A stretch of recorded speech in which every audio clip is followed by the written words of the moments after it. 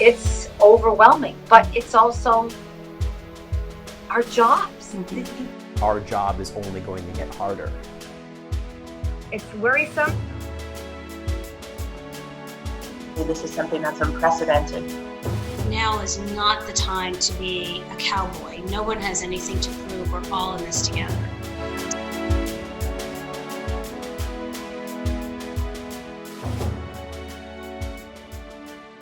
Welcome to Reporting from the Frontline of the Pandemic. I'm Katie Rhee, and I'm here with Cynthia Johnson, a former executive producer at WMUR in Manchester, New Hampshire, and former executive producer at WMTW in Portland, Maine. She's currently trying to navigate the communications and media landscape as a freelancer. Thanks for joining us, Cynthia. Thank you so much for having me, Katie. I appreciate the opportunity to speak with you. Thank you. I appreciate you speaking with me. So my first question is, how have you had to adjust the way that you work? So that's a really interesting question, because I got into this freelancing capacity right as the pandemic was really increasing. So I was presented with an opportunity to go to freelance and work at a public relations firm after leaving broadcast journalism and WMUR. And it was because of this pandemic that there was a lot of this opportunity to do these things. So he needed help. I jumped in to help. And I've been doing video production for him. But there are a lot of considerations that have to be taken about working in this environment. There's, I'm commuting, I'm still going to and from the office every day. I'm one of the few who's still going down there. But there is it changes in some way what our role, but what my role is now as a public relations specialist or person is coming up with ways to communicate safety messages and information. So there is a real dovetail between what I'm doing now and the role of a journalist. Really, in a pandemic, they're very similar, at least in the sphere that I'm working in, is making sure we're getting the information out to the public and neighborhoods, communities, the people that we ultimately serve, making sure we're getting that message out there effectively and making sure that people are getting the information that they need to stay safe and stay healthy. So while I'm not technically a journalist anymore, I think that I'm still fulfilling a lot of the same things or fulfilling a lot of the same roles that a journalist fulfills. So you said that you are currently working as a video production within video production. So what kind of precautions has your work environment taken to try and keep everyone safe? So I work right now I'm working at or for a very small firm. They have 2 satellite offices. I don't even know the number of actual full-time employees that we have, but for the past week, there's been 3 of us in the office, and then midway through this week, it dropped to 2 of us in the office. The owner bought this really expensive and really fancy air purifier that sits kind of in the middle of the office space, and we're all at least 6 feet apart from each other. So we've kind of got that whole aspect of social distancing going on. And we haven't made the types of changes that you'd see in newsrooms with their EPs that I know that are working from home, or producers that are working from home, and reporters and anchors doing live shots from their living room. So there's nothing as drastic as that I'm doing. But I am one of the few people that works in our office that goes out and meets with people. I've gone out a couple of times this week already. And, there are some precautions where I change my shirt. I come to work in one shirt, I go out and I shoot, and before I come back into the office, I'll change my shirt. Just kind of a small thing. Going out to shoot stuff and putting on a lavalier mic on someone. And, we're always making sure we're keeping that 6-foot distance. Putting the lavalier mic down, stepping away, letting them pick it up, and then trying to instruct them on how to put it on. I traveled with Clorox wipes. We ordered a bunch of windscreens for our lav mics so we can change those for people. Just the kind of those basic good health practices that people are recommending, washing your hands all the time. That sort of thing is really what I've been most focused on in terms of keeping myself and others safe. Awesome. That sounds like some really good tips for, I think, everyone out there. But another question is, how has your PR firm really been like dealt with covering such a major news story that is worldwide? Obviously, it's a pandemic now. So the founder of the firm is a former Boston Globe reporter. So we've got a really deep journalistic background working here. And we specialize in police departments, fire departments, school districts, and municipalities. So local town governments, which is really the backbone of our communities, are our clients. And so there's a lot of stuff we try to get out in front of a lot of these issues. We have clients in Connecticut, Massachusetts, New Hampshire, might have a couple of clients in Vermont. I'm not 100% sure because I've just started there. But we'll do some kind of, we try to anticipate a lot of those needs and come up with things that are applicable to lots of our clients. So if we see that one school district is implementing something, we might say, okay, this is an issue for one school district in this part of the state. We can pretty much anticipate that it's going to be an issue for other school districts. So let's get out in front of that. Let's, talk to these superintendents and kind of come up with a plan for them. And then also, start the groundwork for preparing press releases and things. We can kind of come up with a framework to work within where we make sure we've got a core message that we're communicating. And we've got core resources available to clients. It's really important, at least in this sphere, is to think about what's the essential information and what's the best way to communicate that information. So a lot of what's helpful, and I found this even before when I was still at WMUR, is to pick a source and to stick with it. So if you say the guidelines that we're going to provide are going to be CDC guidelines, then stick with CDC guidelines. Maybe you can delve in a little bit to your state Department of Public Health, or if you're on a municipal level and your local public health official is going a step further or a step beyond the CDC, then sure, go a step further or a step beyond the CDC, but really pick a source and stick with it to avoid any confusion about anything.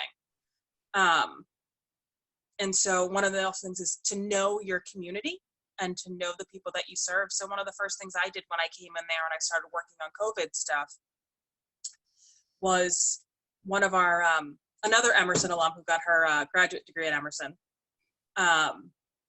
She had built an infographic with, information about COVID-19. Now, coming in here as someone who did video production, I said, all right, let me turn this into a video.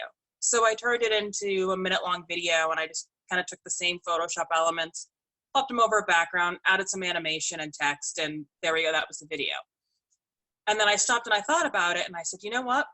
I bet we have communities that have minority groups that are non-English speakers.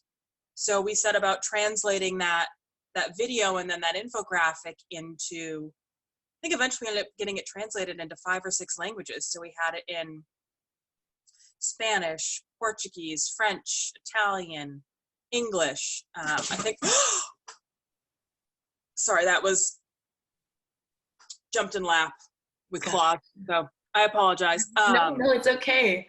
How are your cats? Do they like that you're home a little bit more, or that someone's home with them more? They do. It's been a change. So I was morning executive producer, so I was working kind of ridiculous hours. I went to work at 2:00 in the morning and I got home at noon for the most part. So now that I'm working what I would call normal people hours, it was a big adjustment for them because they used to get wet food at 2:00 in the morning, and now they don't get wet food until like 7:30, which they weren't really happy about and let me know about for the first week or so. But they're adapting, so they're okay. So it's really about knowing your community and knowing the needs of your community and trying to fulfill those needs as best as possible. And that's why we translated the graphic and the video into all of those different languages. That's amazing and definitely very helpful. I've seen that before I left Boston. I definitely saw that on the Boston government website. Yeah, And so it's sorry. important. I was just saying it's important to be sensitive to the people who also, especially when we're talking about what could end up being life or death, to make sure that you're not the reason someone didn't get the information that they needed. Definitely. So another question for you, Cynthia. How have you been dealing with this stress of, we're both obviously in the news industry, so I feel like, especially for me, I can't get away from it. So how have you been dealing with any sort of stress that has come from all this news from the COVID-19? So it's a really good question. In some ways, being out of the pressure cooker of the newsroom, there is less stress. Just in doing specifically what I'm doing, because I find a lot of pleasure. It's almost like me going into my little video editing bubble is in and of itself a stress release, because it's something that I can kind of focus. And I've done work that hasn't been about COVID. You know, I've done a lot of other work that the firm had going on before COVID. It kind of pushed off to me to kind of pick up the slack on. So I've done videos for restaurants introducing a new chef, even though no restaurants are open right now. But I've been able to work on that, which was a really nice distraction. I think one of the best things that you can do is, obviously, doing what we do as news junkies, you have to be engaged, you have to be involved. It is part of your life. You can't get away from it. And if you're not paying attention, even when you're not at work, you're not in a position where you can do your job effectively. And it is really, easy to say, I'm going to put my head in the sand, I'm going to avoid it, I'm going to pretend that this isn't a thing, and I'm just going to live in my own bubble, which can be dangerous. My mother talks about, well, I'm practicing self-care, and I was saying, well, your ignorance isn't caring for anyone. It's a little harsh on mom, but Everyone has to try and listen to this. But you have to, it's a balance, and it's a delicate balance, and it's going to take years of practice to kind of settle. For a lot of us, it's I'm going to have my glass of wine or my whiskey or my scotch or whatever at night, which is a very, knowing lots of journalists, you want to be careful about that. You don't want to overindulge, but it's nice to, I'd say, take at least an hour for yourself every day that you can just have be your hour. If it's,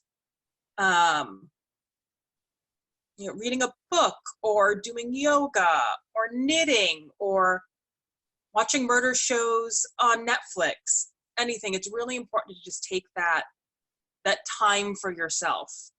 For me, even though a lot of it ends up being related to current affairs and the news, I love listening to podcasts on my commute. So now that I've got a longer commute, I'm driving 40 miles a day, about 40 minutes. I look forward to putting on a podcast and being able to have I call it like enrichment on my commute. I'm a captive audience. I can learn something, and I love learning things. So that's kind of how and murder shows on Netflix. Definitely murder shows on Netflix. But that's how I kind of deal with people do those. Yeah. Deal with some of this stuff. And so you said that you have a pretty long commute. So how have you been trying to keep yourself safe while also commuting back and forth and out into the community? So, I have been doing a lot of driving, and but it's not necessarily, I would say, like isolating work, but a lot of it is done on my own. So the number of people I've actually come into contact with in the past, if we exclude the person at the grocery store, I could probably count on, in the past week, probably come into contact with 6 people over, the course of a week, which isn't that many people. So it is a little bit about limiting those interactions. Talking to people on the phone. I do a lot more of that than I ever used to. It feels like anyways, especially my parents. They're calling all the time now and ruining my podcast commutes. Oh. So there's that aspect of it. And there's something that's very odd about going, I worked with a police and a fire chief over the past couple of days, shooting a video message for them to send out to their communities. And there's something that's very odd about going and meeting someone and introducing yourself and then just being, I'm not going to shake your hand. There's something that just feels unnatural about it, which is, there is a very, I say weird because I feel like I'm overusing that word, but I'm struggling to come up with a better term for it. You become so much more aware of your personal space and the space between, and almost sometimes the need or the desire to fill that space when you find yourself refraining from doing it. So to be able to, I never realized how much I enjoyed interacting with people until my interactions had to be limited and governed. And just sometimes it's those little interactions like shaking someone's hand or getting closer to look at something with someone. Those are just really little things that you notice in a pandemic, or when those are limited items or limited interactions. Definitely. So what has been the hardest thing about covering this pandemic? You said that you rely a lot more on phone interviews and that it's been very odd for you to have a physical interaction with someone. So what has been, I guess, the hardest thing overall?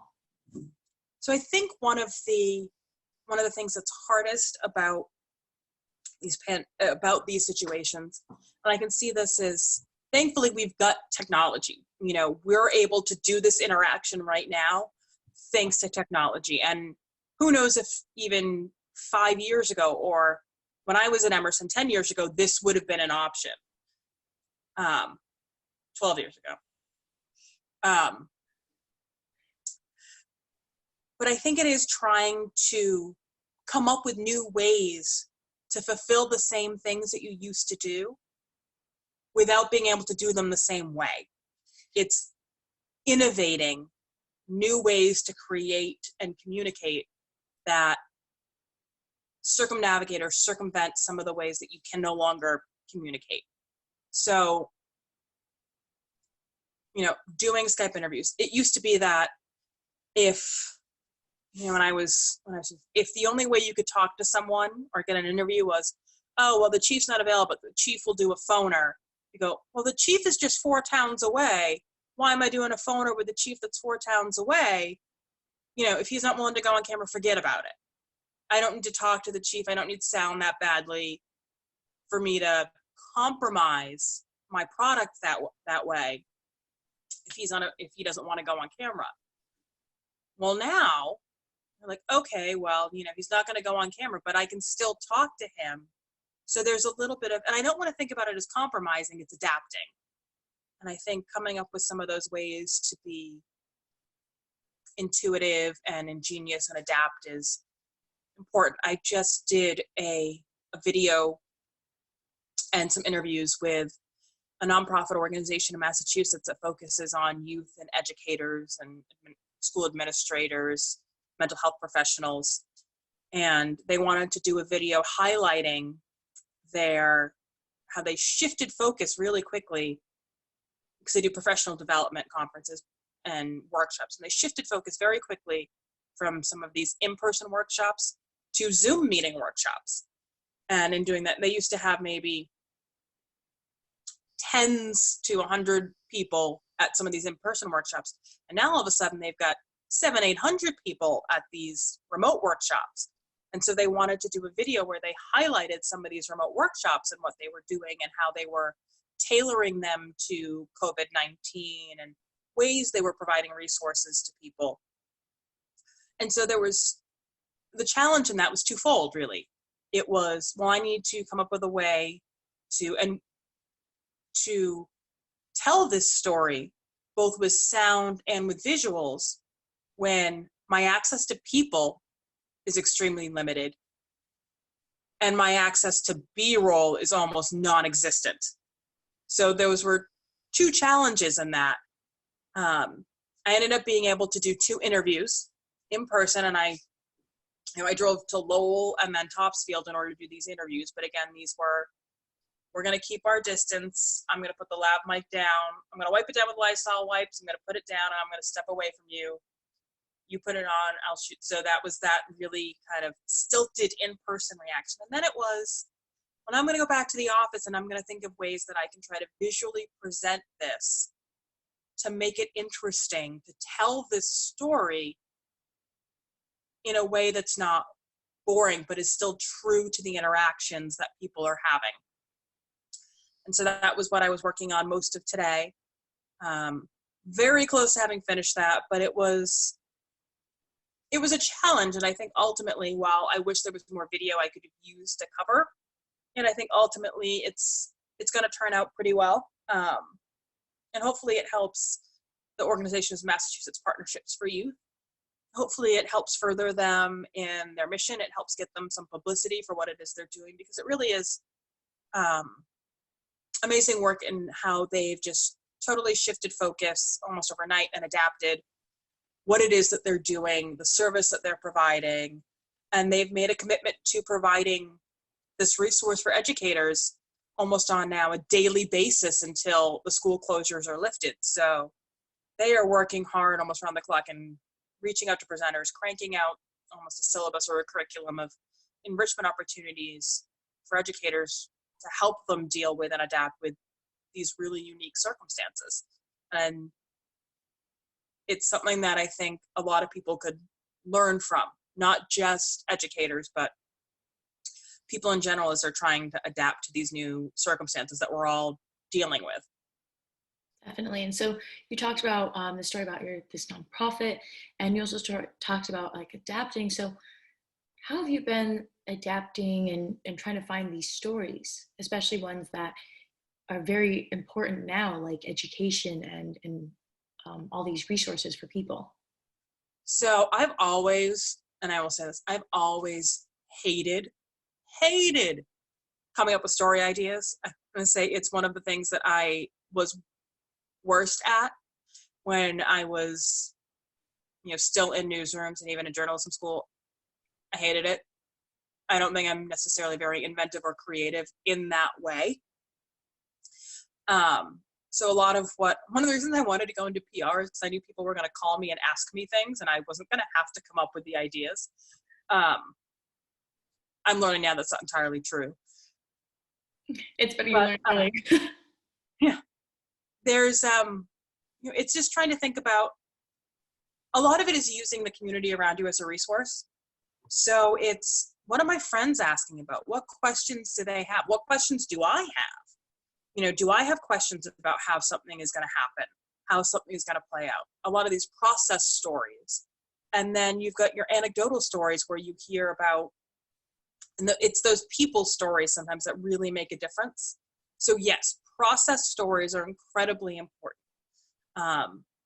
And I think one of the things that's good about a story like this, a pandemic like this, is that every day within the news cycle, you're going to have a process story. There will always be a process story, whether it's the latest numbers, the announcement from the governor, a change from your town, your school, your police department. There's always going to be a process story. Without fail, there'll be a process story. And you can do that process story almost just with officials and official sound.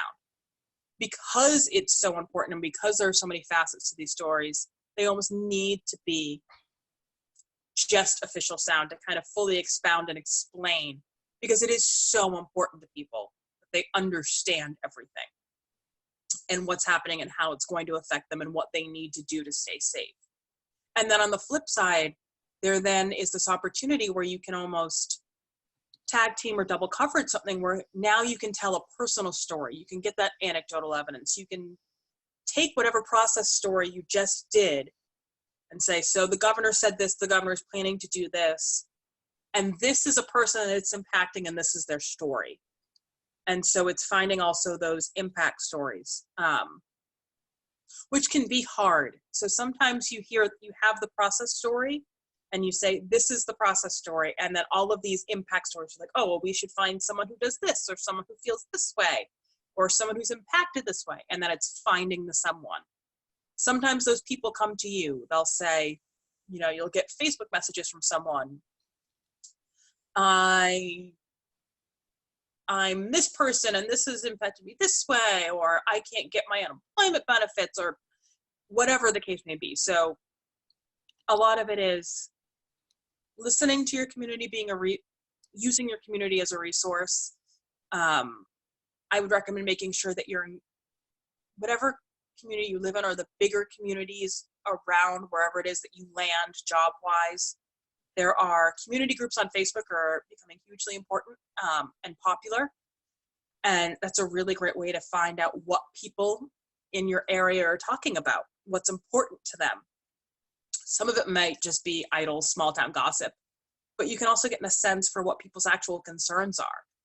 And that's a really good way to kind of plug into those and not exploit, because you're not exploiting their concerns, but you can address them. And you can help give them a voice to address those concerns. Yeah, definitely. You just gave a very amazing piece of advice, but is there any other advice you have for anyone wanting to go into broadcast or into journalism, especially during a time like this? So when you say a time like this, it's a very loaded question, because there's a lot that's going on right now. So yes, you've got a pandemic. You've got a global pandemic and possibly, most likely, a recession. So that's really just its whole, but then you've also got such a polarized, politicized culture, which is a completely different thing. And then there are so many things that are going on right now. And I honestly do not envy you guys going into this business in a situation like this, because there is so much to deal with and adapt to. One of the things that I found personally, one of the hardest things to deal with, and this was just in the prior months, this is pre-COVID-19. One of the things I had a hard time dealing with is I wasn't doing my job if I wasn't staying informed. And so I considered myself to be very informed. Working in New Hampshire, politics was extremely important. And sometimes I would find that I was watching and even before, when I was even in Maine, I'd be watching sometimes like a full Ginsburg every weekend. Sometimes, not all the time. A full Ginsburg was rare, but I would watch 2 to 3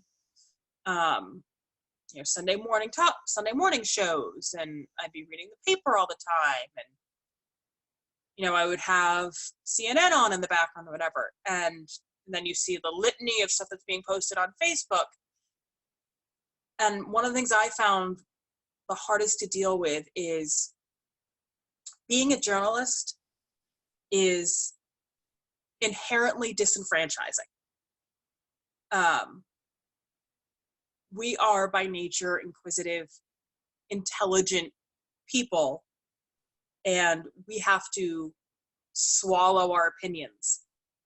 And in these times, it can be really, really hard to do that. And it's a challenge, and it can be very stressful, and it can be damaging to some people. And so I don't want to say this is a cautionary word, is that that's just something to have to kind of be aware of, and that sometimes you might need to take that step back for yourself so that you don't feel like you're losing a piece of yourself. I know that sounds like a really depressing, down thing to say. No, I think but it's a reality of of what working journalists are kind of dealing with. And there's a certain question that comes into it where I started to question. I'm sitting going, oh my God, this is crazy. This is ridiculous. And then I stopped and I say, wait, is this my internal bias thinking about this, or is this actually, you start to doubt reality in some ways. So one of the things I'm most thankful for is I feel like I've regained my voice, that I can have an opinion on Facebook. And one of the things I remember Marcia saying years and years ago, when she talks about the my face and the Spacebook, you're too young to remember what MySpace was, but that was the thing many years ago, was that you have to be aware of these things. And even though, hey, I'm a private citizen, you know, I'm not necessarily putting out there some stuff on, you know, my personal Facebook is necessarily connected to me professionally. It can still come back on me. So I had to sanitize my Facebook to a certain extent, where I even told my mom, like, stop posting stuff on my Facebook wall. So my Facebook wall ended up being all about cats and soccer. Mine's about skiing and dogs. For years. So, but now it can be whatever I want it to be. It can be a real reflection of who I am. But that is something that I think a lot of young journalists don't understand or fully comprehend, that that's the environment that they're walking into, and that you have to be guarded and you have to keep stuff close to the vest and private. And it's hard. It's really, really hard to do that. And awesome. Thank you so much for that advice. I definitely think I'm a step ahead of the curve with my Facebook posting. But just one last question. Is there anything else that you'd like to tell us, you'd like to add? You know, I think we're in very important times, and that people are going to turn to you. People are going to look to you, and that never forget how important that you are, that the work that you're doing is important, that you serve a purpose, and that while some people will seek to demonize and villainize you, like the masthead of the Washington Post, democracy dies in darkness. And your job really is to shine a light, whether it's on your small town government or on corruption at the highest level. Our society can't properly function without people like you.